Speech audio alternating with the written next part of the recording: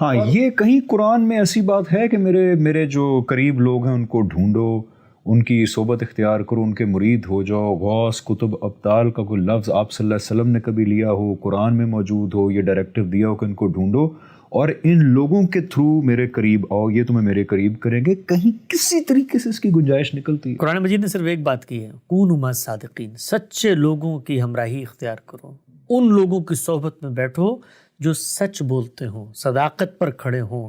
صداقت پر کھڑے ہونے کا کیا مطلب ہے؟ اگر میں خدا کے بارے میں کوئی دعویٰ کر رہا ہوں تو مجھے سچائی کا تقاضا یہ ہے کہ اس کی کتاب سے نکال کے دکھانا ہے۔ تو آپ مجھے بتائیے کہ اس کی کتاب کو الحمد سے والناس تک پڑھ جائیں، کسی ایک جگہ بھی یہ شائبہ قرآن پیدا کرتا ہے کہ یہ عام لوگوں کی توحید میں بیان کر رہا ہوں؟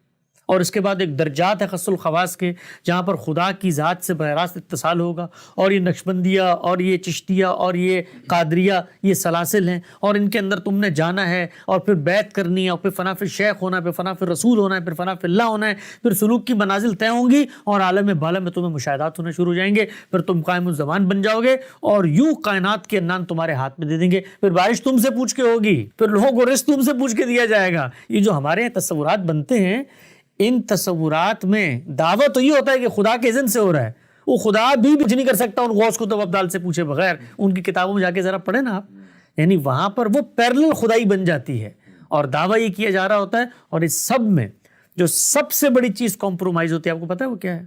وہ رسالت مآب صلی اللہ علیہ وسلم کی ذات اور عقیدہ ختم نبوت ہے۔ اس کو جب پھر صوفیاء کے سامنے پیش کیا جاتا ہے تو وہ پتہ کیا کہتے ہیں؟ وہ کہتے ہیں کہ جب تم مجھے یہ باتیں بتاتے ہو نا کہ ختم نبوت ہو گیا ہے، کسارا ظہری، میری کمر ٹوٹ جاتی ہے۔ یہ ہماری تاریخ کے ایک بہت بڑے صوفی کا جملہ ہے جو بول رہا ہوں۔ وہ کہتے ہیں کسارا ظہری، میری کمر ٹوٹ جاتی ہے جب تم میرے سامنے یہ بات کرتے ہو، یعنی میں نہیں پہنچ سکتا اس مرتبے تک، میں اس مقام تک نہیں پہنچ سکتا۔ تو پھر وہ اس مقام تک پہنچتے ہیں، جب پہنچتے ہیں تو پھر پیغمبروں کو آنکھیں دکھاتے ہیں اور کیا کہتے ہیں؟ اے گروہ انبیاء یا معاشر الانبیاء۔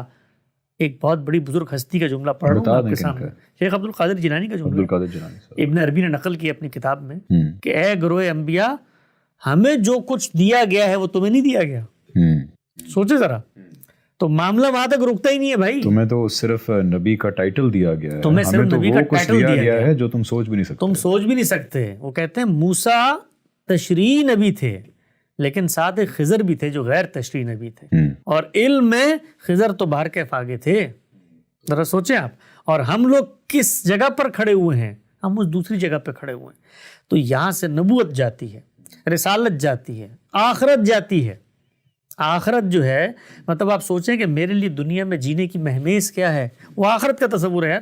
یہ سب ناہمواریاں، یہ سب کا سب ظلم جو اس دنیا میں ہو رہا ہے، میں کیوں صبر کرتا ہوں؟ اس لیے کہ آخرت ہونی ہے، ٹھیک ہے؟ اگر آخرت میں بھی فیصلے اس طریقے سے ہونے ہیں تو پھر تصور آخرت کہاں گیا؟ تو آخرت جل جاتی ہے۔ پھر شریعت جاتی، شریعت نے آپ کو حدود میں رکھا ہے۔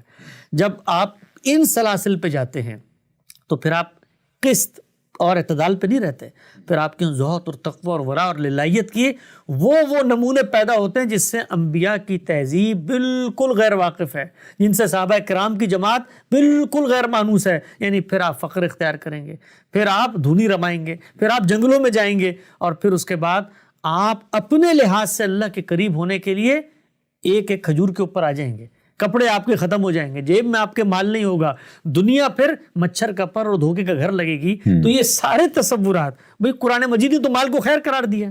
وہ کہتا ہے دنیا میں یہ تو میں نے پیدا ہی اپنے ماننے والوں کے لیے کیا ہے، زینتیں جو ہیں، یہ زینتیں، اور یہ ان کے عوض ان کفار اور غیر مسلموں کو مل جاتی ہیں، مسلمانوں یہ بنا میرے لیے۔ یعنی کہ یہ عقائد contradictory to what Quran is seeing. پورا کا پورا جو تصور ہے، اصل میں ایک سیڑھی آپ گئے نہیں، دین آپ کے ہاتھ سے سرکا نہیں۔